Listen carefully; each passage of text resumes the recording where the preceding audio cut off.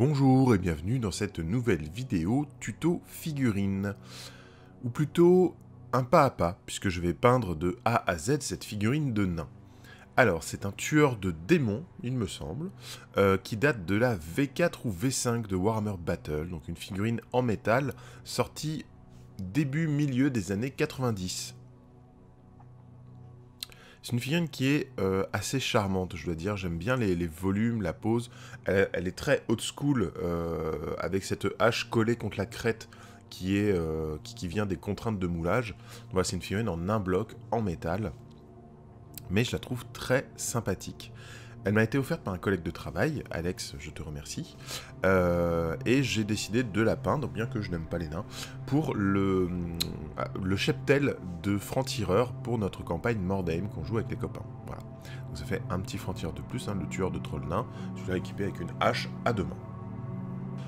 Donc là j'ai fait une sous-couche un peu plus complexe que d'habitude, c'est-à-dire que la figurine est entièrement sous-couchée en noir, puis reçoit un zénithal à 45 degrés sur toute la figurine de gris. Donc c'est le noir, le matte black Army Painter, le gris uniforme grey, et ensuite je fais un zénithal vraiment prononcé sur le dessus avec du Gressir Games Workshop. Alors on va commencer par du orange Gryph-hound. Et on va colorer cette crête qui est quand même la partie la plus visible de la figurine. Et c'est un petit peu le truc que j'avais envie de travailler dans cette vidéo, de travailler sur cette figurine, voilà, le orange, qui est une couleur que j'ai pas forcément l'habitude de travailler. Donc on va voir ce que ça donne.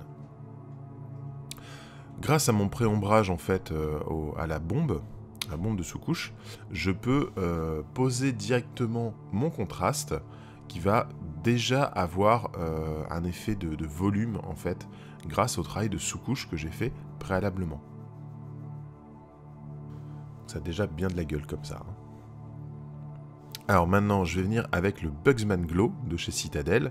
Là, c'est une couleur base qui teinte très très bien, qui est très riche en pigments. Et ben, on va passer toute la peau. Alors le Bugsman Glow, je l'utilise beaucoup, mais là, c'est vraiment très approprié pour une peau de nain, hein, parce que c'est vraiment fait pour, quoi. Et vous allez voir que, du coup, la figurine va être un petit peu ton sur ton, là, avec cette crête orange et cette chair, pareil, très chaude, très orangée, très, très burinée, en fait. Et on va voir par la suite que ça va être un avantage pour travailler les ombres. Maintenant, je vais venir avec du Rhinox Hide, et en fait, je vais tout de suite travailler l'intérieur de la bouche, parce que on a un creux qui est très prononcé, avec des dents très visibles, ce côté un peu... Ah, voilà. Et du coup, je vais le faire maintenant, parce que si je peins le reste autour, ça risque de devenir inaccessible, ou je risque de gâcher mon travail. Donc là, je vais vraiment aller peindre ça. Il y a des risques que je déborde, donc ce sera retouché de toute façon par la suite. Maintenant, je vais venir avec du Morghast Bone, et je vais bien faire attention à délimiter les dents. Donc, je vais avoir les dents un petit peu jaunies, comme ça. Et je vais utiliser un pinceau très très fin et très long, en fait, pour vraiment mettre de la peinture que sur la pointe. C'est un pinceau de Green Stuff World de la gamme Gold Series, et donc là, c'est un taille 0. Donc, on va venir avec juste une petite pointe de peinture légèrement diluée, très légèrement, hein. Là, on va garder de la peinture assez épaisse, surtout que c'est de la base. Et je vais venir en fait dessiner les dents qui sont très très bien gravées, donc c'est pas très difficile à faire. Maintenant, on va prendre du Pallid Witch Flesh, ou vous pouvez prendre de l'ivoire par exemple. C'est vraiment, il me faut un blanc cassé, pas un blanc blanc parce que ça brillerait trop, mais un blanc cassé. Donc le Pallid Witch Flesh est très bien pour ça. Et je vais venir faire derniers éclaircies sur les dents. Vraiment un petit point comme ça sur le bord de la dent en fait. Ça me permet de lui faire un petit sourire, qui ne sera pas un sourire Colgate, hein, mais qui est plutôt pas mal. Ça donne déjà beaucoup d'expression à la figurine. Maintenant, on va passer au Troll Slayer orange. Donc, quelle meilleure couleur pour peindre la crête de ce Troll Slayer que du Troll Slayer. Voilà. Et je vais rééclaircir les mèches de sa coiffe, de sa barbe. Voilà, c'est quasiment du brossage. En fait, je vais venir comme ça avec le plat du pinceau rehausser les arêtes de la sculpture. C'est pas très compliqué, on fait ça un petit peu partout. Et on va beaucoup insister sur la barbe au niveau des joues, de la moustache et du menton. Il ne faudra pas oublier de peindre les sourcils aussi. Maintenant, on va prendre du Luganate orange et on va continuer d'éclaircir. On va beaucoup plus se focaliser sur le haut et sur les grosses arêtes qui ressortent bien. Vous voyez, je ne vais pas systématiquement peindre chaque arête avec ça. Donc là, on va donner un petit peu de volume et d'ambiance à la pièce en posant des points de lumière, non pas sur toutes les arêtes pour souligner le volume de la pièce, mais sur les endroits qui vraiment vont permettre de ressortir et de donner un effet visuel très convaincant. Et maintenant, on va prendre du Stegadon Scale Green. Et là, vous me voyez venir, n'est-ce pas? Le Stegadon Scale Green, c'est donc un turquoise foncé, bleu verdâtre, désaturé. Et avec quoi ça contraste bien. Si vous avez révisé votre cercle chromatique, vous savez que le bleu et le orange sont donc opposés dans le cercle chromatique, ce qui signifie que ce sont des couleurs complémentaires. Donc que l'une peut être ombrée avec l'autre. Et là, comme j'ai un bleu-vert désaturé, foncé, je vais le diluer et je vais le passer directement dans mon orange afin de créer des ombres. Donc on va se concentrer sur la base de la crête et on va remonter doucement et souligner la sculpture à certains endroits pour faire des mèches un petit peu éparses. Et j'aime bien cet endroit-là du travail parce que avec les couches précédentes de orange, on avait un petit peu unifié la crête qui était un peu propre, bien alignée. Et là, en fait, en rajoutant des lignes entre certaines mèches, ça donne une crête vraiment éparse, un peu ébouriffée, un petit peu chaotique, j'ai envie de dire, qui part dans tous les sens, que je trouve beaucoup plus approprié comme ça à ce personnage. Donc là, on peut voir effectivement qu'un travail d'ombre intense peut ressouligner et peut diversifier en fait la sculpture de la pièce. Voilà. C'est un peu le genre de moment où on va décider, est-ce que c'est sage, est-ce que c'est chaotique, est-ce que c'est propre, est-ce que c'est neuf, est-ce que c'est vieux et usé, enfin voilà. Et là, en fait, vraiment en intensifiant des ombres, on a ce travail de la crête qui va être beaucoup plus mis en valeur, mais aussi qui va donner ce côté un petit peu désespéré que je cherche à donner à une pièce destinée à Mordheim. Voilà. Faut oublier que Mordheim, c'est quand même c'est du grimdark, oui, mais c'est surtout du post-apo médiéval. Et ensuite, je vais venir avec du Incubi Darkness. Et on va continuer à créer ces ombres. Et notamment, ça va être les ombres sur la peau. Hein, comme je vous ai dit, cette peau est très orangée. Et du coup, je peux rester sur la même gamme chromatique, en fait, que le traitement de la crête. Donc, en ayant une peau orangée avec des ombres bleutées, désaturées, je vais avoir le même... en fait, ça va être le même travail sur la crête que sur la peau, mais avec des teintes légèrement décalées. Donc je vais avoir quelque chose de très uniforme au final, mais on va voir par le jeu des lumières et des teintes que je vais réussir à différencier et avoir une lecture très profonde en fait de ma pièce, de la différence entre ce qui est de la peau, ce qui est de la barbe, ce qui est des cheveux. Donc là, c'est très dilué, je le passe un peu partout. Je fais pas attention à garder à garder des zones propres avec la couleur en dessous, parce que de toute façon, je vais revenir avec mon Bugsman Glow par la suite pour rééclaircir avant de commencer le travail à proprement parler de la peau. Voilà, donc mon nain, là, on dirait qu'il est tout noir maintenant. Donc je vais revenir au Bugsman Glow et on va rééclaircir comme ça proprement les proéminences que j'ai un petit peu enterrées comme ça sous la couche de bleu. Alors, est-ce que c'est un travail inutile? Est-ce que j'aurais pu m'éviter ça en faisant mes ombres plus proprement? Je pense que oui. Par contre, clairement, je trouve que c'est beaucoup plus facile de peindre une couche de base, de poser ces ombres un peu, de laisser faire la sculpture quand on pose les ombres. Voilà, là j'ai mis mon Incubi Darkness qui était très dilué, je l'ai laissé bien se poser à l'intérieur. Voilà, la sculpture fait le travail. Quand on a une belle figurine, en fait, la sculpture fait le travail. Donc je trouve que c'est plus facile de laisser ma couleur d'ombre partout, la poser et la laisser naturellement aller dans les creux, quitte à teinter légèrement aussi mes proéminences. Hein. En fait, je dégrade mes lumières en faisant ça. Ma teinte de base est, comment dire, est touchée par ce bleu quand même, donc elle va perdre en intensité, perdre en vivacité. Donc j'ai éteint ma teinte, ma luminosité. Et je trouve que c'est plus facile, une fois que toute la pièce est éteinte, en fait, de revenir l'éclaircir. Ça permet une meilleure lecture, en fait, de la pièce. Alors effectivement, par contre, si on a une pièce qui est pas très bien sculptée, qui est pas très bien gravée, qui est pas forcément profonde, ce sera plus compliqué. Et là, encore une fois, je suis sur une peinture qui est assez simple, on va dire, puisque je vais me contenter de suivre la sculpture. Il ne va pas y avoir tellement d'effets de lumière ou de choses comme ça. Voilà, par exemple, si vous voulez faire quelque chose où il y a un feu sur le côté avec un petit OSL, là, un Object Source Light, donc une lumière provenant d'un objet, je ne vais pas fonctionner de la même façon, évidemment. Mais là, sur une pièce qui va être peinte de manière globale, classique, un petit peu l'école Games Workshop, hein, c'est-à-dire on va éclaircir à peu près toutes les arêtes. Je vais quand même essayer d'avoir un effet de lumière zénitale, donc le bas plus sombre que le haut, mais on va vraiment se concentrer comme ça sur le travail de chaque volume, un peu indépendamment les uns des autres.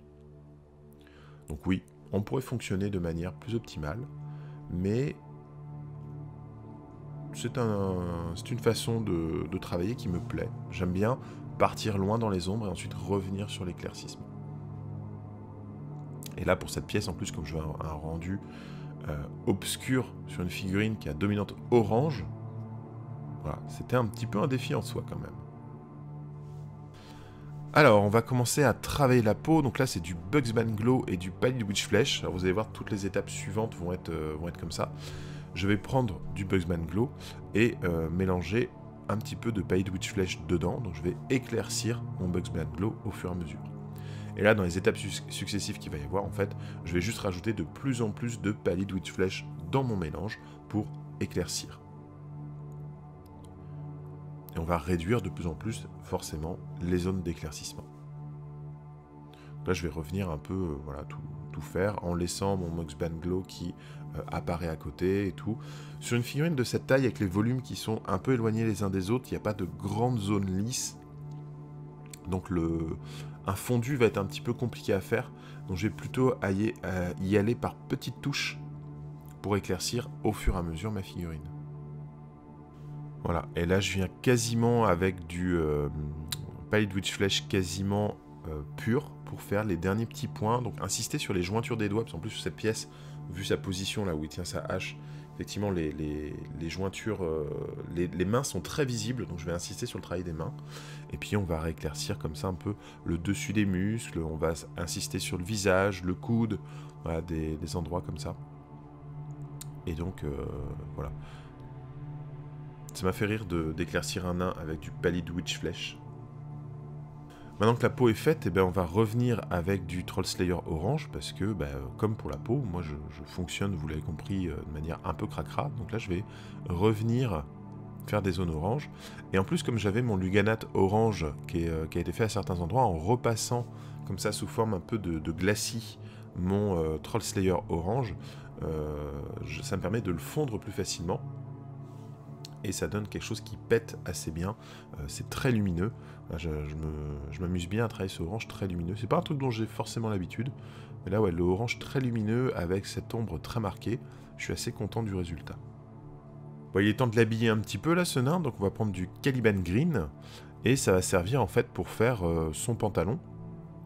Et aussi le manche de sa hache.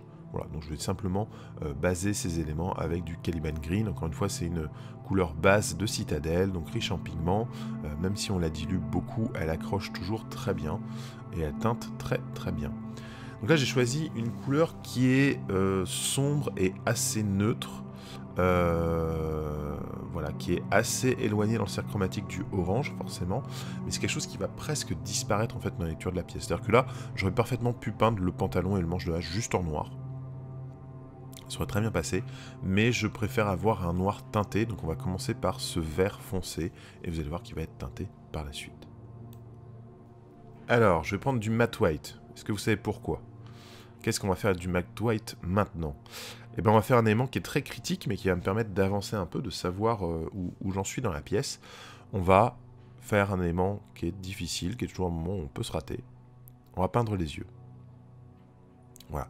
Alors j'aime bien les figurines de Games Workshop de cette époque parce que les yeux sont... le globe oculaire est vraiment légèrement en relief, c'est très sympa. Donc là on va aller chercher, on va peindre l'entièreté du globe oculaire en fait en blanc. Et donc à l'intérieur de cette arcade sourcilière, comme il y avait eu mon bleu d'une Cubby Darkness, là mon ombre que j'avais passé qui a bien rempli l'intérieur de l'arcade sourcilière, juste venir mettre le petit point de blanc sur le globe oculaire, ça permet tout de suite d'avoir un contraste très important puisque le contour de l'œil va être très ombré, très foncé. Et juste le globe oculaire en blanc ressort tout de suite très bien et est très lisible. J'aime bien le regard qu'il a parce que comme il a un sourcil froncé d'un côté, il a un œil qui est plus ouvert que l'autre et tout, c'est vraiment... Enfin, il a une trogne quoi, c'est vraiment chouette. Évidemment, si je suis en train de peindre l'œil, bah maintenant que j'ai fait le blanc, je vais faire le noir. Voilà. Donc là, c'est une Model Color Valero noire. Elle est top. J'aime bien les couleurs Valero, elles sont bien fluides, elles se travaillent bien, etc. Et là, ce noir est vraiment mat, donc c'est vraiment super agréable. Bon, alors c'est le moment où, en général, soit je gâche tout, soit ça marche. Donc je vais venir comme ça, poser la petite pupille en noir. Je rappelle, l'œil, ce n'est pas un rond dans lequel il y a un point. Hein. Votre pupille, elle est plutôt dirigée, en général quand vous regardez droit devant vous, c'est plutôt dirigé vers le haut de la pupille, vers le haut de la paupière, pardon. La pupille n'est jamais entièrement visible, sauf si vous écarquillez les yeux et que vous êtes surpris. D'accord ? Donc placez-la plutôt vers le haut, surtout que là c'est un nain, donc son adversaire il va le regarder vers le haut, il va pas regarder vers le bas quoi. Donc voilà, la pupille, vous voyez, je la place vers le haut, il reste du blanc sous la pupille, voilà. En fait, si vous mettez juste un point noir au milieu d'un rond blanc, ça fait vraiment une tête d'ahuri, et ça marche si vous voulez faire quelqu'un qui a été surpris, mais si vous voulez faire quelqu'un qui a un air guerrier et tout, surtout air guerrier, on fronce les sourcils, on a tendance à baisser un peu la tête pour prendre une position avec l'arme et tout. Donc le regard va droit devant l'adversaire. Et si vous avez la tête baissée, en fait, votre regard va quand même se remonter en fait le long de votre paupière. Et du coup, vous allez vraiment avoir l'œil vers le haut. Alors je vais prendre du Dorny Yellow maintenant. Vu que mon regard est placé, voilà, je lis beaucoup mieux le regard de ma pièce, les éléments, et donc je me dis que je vais rajouter un petit peu des petits points de lumière comme ça sur sa crête au-dessus de la tête pour vraiment, vraiment avoir un côté flamboyant. Donc voilà, là c'était le défi en peignant cette pièce, hein. Encore une fois je leur dis, j'ai pas l'habitude de peindre des nains, c'est pas forcément des figurines qui m'intéressent, donc là c'était plutôt sous forme de défi un peu, de travailler une sorte de clair-obscur, d'avoir une ombre extrêmement forte, très marquée, mais sur un rendu très lumineux, très flamboyant. En fait, il faut se dire que, pour décrire un peu le rendu que j'avais envie d'avoir sur cette pièce, c'est quelqu'un qui est très haut en couleur, très flamboyant, hein. Je trouve que ça lui va vraiment bien, ce mot flamboyant. Quelqu'un de très haut couleur, mais dans un endroit lugubre, en fait. Et voilà, espèce un peu comme si les ombres de la cité de Mordheim venaient se coller au personnage qui était flamboyant, mais qui commence à se ternir, en fait, à cause de ça. Alors, je vais prendre du Laser Brown de la gamme Greens of World. Donc là, en fait, je vais prendre tout le kit de NMM Gold, et on va travailler, en fait, tous les bijoux, là, tout l'or. Donc, je commence par le Laser Brown, qui est un brun cuir, assez chaud, j'aime bien, et chouette, et on va baser tous les bijoux de ce nain avec ça. Voilà. La gamme Greens of World est vraiment très très chouette, je vous invite à jeter un œil. J'ai fait une vidéo sur la NMM où j'utilise la version acier de cette boîte. Je ferai peut-être un de ces quatre, un retour sur la boîte Gold qui est vraiment très très chouette. Et là du coup vous pouvez voir son utilisation. Je vais faire donc, tout le NMM des bracelets et des bijoux de ce nain avec cette boîte de Greens of World. Donc une fois que ce laser est bien sec, je vais venir... Alors le nom s'est effacé sur la boîte, donc sur le pot, je ne sais plus comment il s'appelle, mais c'est un brun plus clair, légèrement jaune. Voilà. Encore une fois, il vient du kit de Gold NMM de Greens of World. Et là, on va commencer à rééclaircir et à poser en fait les lumières, à voir comment la lumière se pose sur un objet métallique un objet qui reflète un petit peu la lumière. Donc voilà, je vais venir insister sur les arêtes, sur les parties arrondies, voilà, les choses comme ça. Et on va venir un peu éclaircir tout ça. Ensuite, je viens avec du Dark Umber, toujours du même kit, et je vais foncer. Donc je vais faire l'opposé du travail que je viens de faire avec ce brun jaune clair là. Je vais venir foncer la pièce en rajoutant de l'ombre, enfin ce Dark Umber, dans les creux, et en soulignant par exemple sur son bracelet, il y a vraiment le côté volume cylindre, donc je vais rajouter de l'ombre en bas et en haut pour garder une ligne claire au milieu. Et ensuite je viens avec du Banana Split, donc c'est un jaune très lumineux, qui est très rigolo, j'aime bien, ça s'appelle Banana Split. Et je viens intensifier mes lumières avec ça en les posant à différents endroits, toujours dans des zones de plus en plus restreintes, toujours bien diluées pour faire de légers fondus, parce que vous faites juste une ligne ou un point, ça va un peu se voir, donc vraiment là il faut travailler un peu le fondu, parce que la façon dont la lumière reflète comme ça sur des métaux, elle va se refléter de façon un peu comment dire, régulière et veloutée comme ça sur le métal, avec un point d'intensité qui là pourra être travaillé par la suite, mais là on n'est pas encore au point d'intensité, donc il faut continuer à faire les choses un petit peu fondues. Voilà, donc maintenant je vais venir avec du Ivory Tusk, donc c'est un ivoire qui est légèrement jaune, c'est moins blanc qu'un ivoire classique quoi. Et là on va faire les petits points de lumière sur mon or. Donc je viens mettre des petites lignes très fines. Je travaille moins dilué que sur les étapes précédentes, parce que là on va moins faire le fondu, d'accord? On va venir vraiment mettre des éclats de lumière, c'est là où la lumière va frapper mon métal et du coup avoir des reflets. La toute dernière étape, ça va être avec du matte white, donc c'est la seule peinture qui n'est pas dans le kit d'or NMM. Et du coup là, je vais faire vraiment les points d'intensité. Donc c'est des tout petits points, je vais relever quelques arêtes, mettre une petite ligne par-ci par-là. C'est vraiment pour marquer l'intensité de la brillance de mon or. Voilà. Donc dans ma façon de peindre les figurines, j'utilise énormément d'ivoire pour faire toutes les parties blanches. Et je garde le blanc, je le réserve pour les reflets. Et ça permet que même une surface blanche peut avoir des reflets, peut avoir un éclat lumineux si vous n'utilisez pas du blanc pour représenter le blanc. Voilà, c'est une drôle d'idée, j'ai envie de dire quelque part, c'est pas très naturel, mais en faisant ça, ça permet de se garder le blanc comme réserve pour faire des points de lumière ultimes. Et je trouve que c'est super important d'avoir cette marge de sécurité en fait. Tout comme si vous n'utilisez jamais du noir pur, si tout ce que vous faites en noir est un noir coloré ou un gris très foncé, quand vous avez besoin de faire une ombre très marquée ou quelque chose comme ça, une touche de noir pur permet d'intensifier le rendu de la texture et le rendu des ombres et lumières. Maintenant je vais venir avec du Rhinox Hide et je vais peindre en fait ses chaussures et les lacets, enfin les lanières qu'il a au bas de son pantalon. Et ensuite, je vais venir avec le Rhinoxide très dilué pour marquer les ombres de son pantalon. Et du coup, je vais comme ça aussi, tuer un petit peu la teinte et la luminosité de ce vert que j'avais mis, du Caliban Green. Et du coup, ça va le rapprocher comme ça d'un truc très sombre, presque noir. Donc c'est quelque chose que je veux faire un peu disparaître dans la lisibilité de la figurine. On va faire oublier ce pantalon et ces chaussures qui ne sont pas un élément important, alors que la partie peau et cheveux, barbe est très importante. Donc là, ça me permet en fait, en assombrissant ça et en éteignant sa teinte, ça me permet de faire ressortir le côté qui est beaucoup plus lumineux à côté. Donc là, on est sur du travail de direction du regard du spectateur, vraiment. Une fois que le brun est bien sec, je vais revenir simplement avec mon Caliban Green pour rééclaircir, comme j'ai fait tout à l'heure avec la peau en fait, pour redéfinir un peu les zones là où j'ai mis un peu trop de brun, où mon vert s'est un peu trop éteint du coup.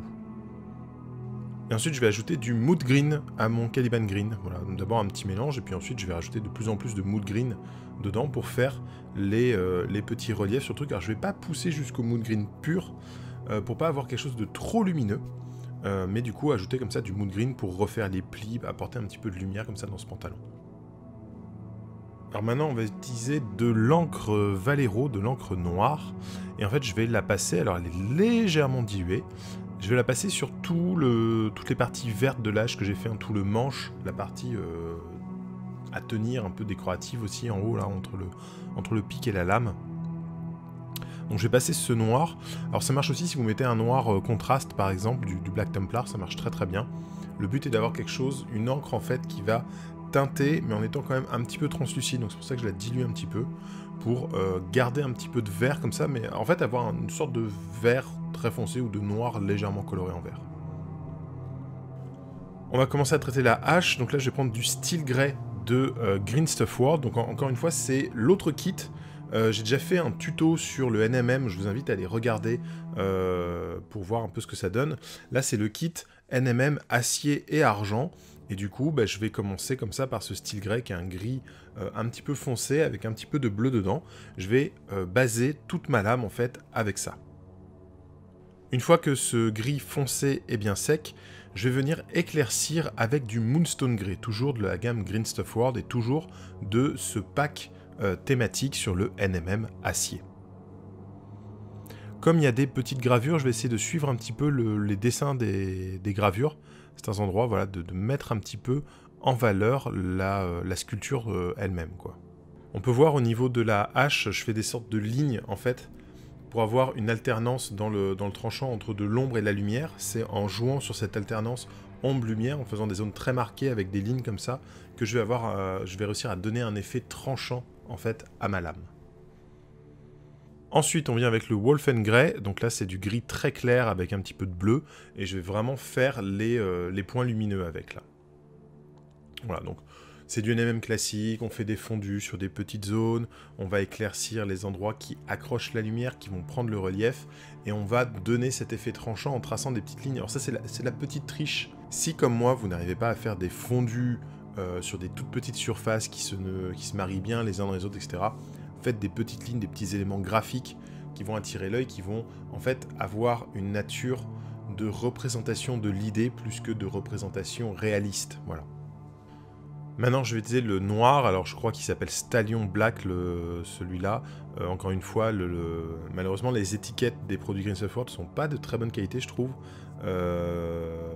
C'est un papier un peu glacé sur lequel est tamponné, en fait, le nom. Et du coup, l'encre a tendance à partir quand on passe les doigts dessus. Donc, au bout de quelques utilisations, il n'y a plus de nom dessus.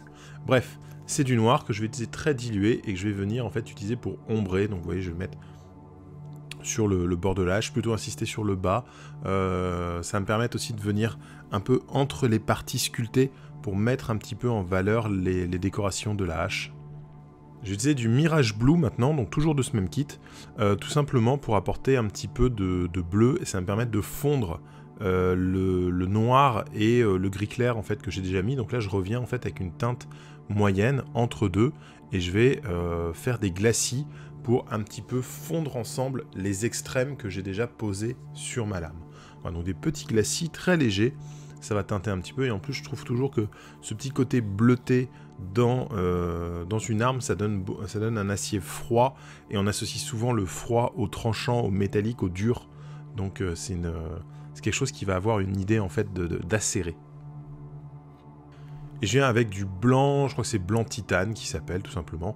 Et là on va vraiment poser les derniers points de lumière, les reflets qu'on va avoir sur le métal. Hein, les endroits où le métal va vraiment réfléchir la lumière.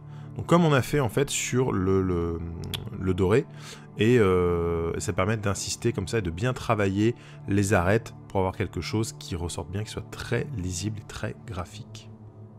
Et enfin, je viens m'occuper des gemmes, donc les gemmes qu'il a sur les bagues, sur sa hache ou quoi. Voilà, il y a plusieurs endroits qui attachent sa barbe, etc. Donc je vais venir d'abord avec du Caliban Green, alors qui va me servir à la fois à rééclaircir en fait le manche de ma hache, et je vais faire quelques gemmes, pas toutes, avec du Caliban Green. Je vais juste faire quelques gemmes parce que les autres, je vais les faire avec du Screamer Pink ou avec du Stegadon Scale Green. Donc ça va me faire en fait des gemmes vert, rouge, rose et bleu. Donc je vais rééclaircir tout simplement celle-là. Alors j'ai pas fait le détail des éclaircissements des gemmes. Je vous invite à regarder la vidéo de l'Elf HeroQuest que j'ai sorti il y a quelques temps, dans lequel vous allez pouvoir trouver en fait une petite astuce pour peindre une gemme turquoise. C'est la même technique. Donc je peins ma gemme avec une base assez sombre, j'éclaircis avec une couleur assez flashy. Donc par exemple sur du Screamer Pink, je vais éclaircir avec du Evilson Scarlet. Le Cayman Green, je l'éclaircis direct au Mood Green. Et le Stegadon Scale Green, je l'éclaircis avec du turquoise. Et ensuite, je viens juste poser un petit point de blanc pur, surtout que là, ce sont des toutes petites gemmes, quand même, donc un petit point de blanc pur, et si je peux, je refais un petit arc de cercle en bas de la gemme en blanc. Donc voici le résultat, la figurine est terminée, ma foi, elle est très bien. La sortir sur une table de jeu, c'est vraiment top. Donc ça va être du tabletop, comme on dit. Voilà. La figurine, on peut la considérer finie à ce point-là. C'est très satisfaisant. On voit hein, que cette crête, cette barbe est vraiment flamboyante. La hache ressort très bien sur le fond de la crête. En plus, on a une hache qui est légèrement bleutée, donc qui va naturellement contraster avec le orange de la crête, qui est quand même la grande partie de la figurine. La peau, même si elle est très claire, est quand même chaude, parce qu'on a quelque chose, on a cette couleur chair, ce Bugman Glow, qui est quand même orangé, et en même temps on a une ombre très terne et qui refroidit la pièce, donc c'est vraiment quelque chose de... Je suis très content du résultat à ce point-là. Mais, on va voir qu'on peut aller un petit peu plus loin. Disons que si là, la figurine est terminée, on va maintenant passer la vitesse supérieure en apportant des nuances dans les différents éléments.